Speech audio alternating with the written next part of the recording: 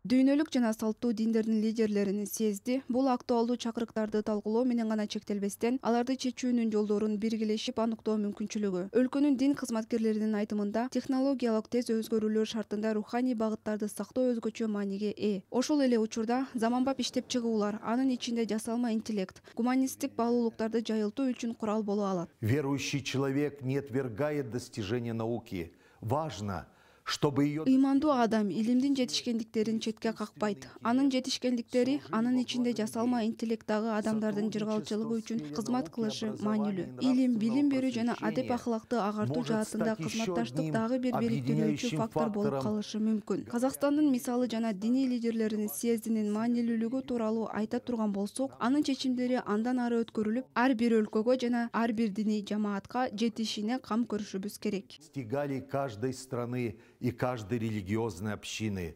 Казакстандын диний конфессияларынын өкүлдөрү бүгүнкү күндө жаштар арасында руханий баалуулуктарды жайылтуу өзгөчө мааниге ээ. Анткени дүйнөнүн келечеги дал ушул жаңы мууну аныктай турганын баса белгилешет. Быйыл курултайдын алкагында жаш диний лидерлердин форуму өтүп, ал биринчи жолу иш-чаранын расмий бөлүгү болуп калат.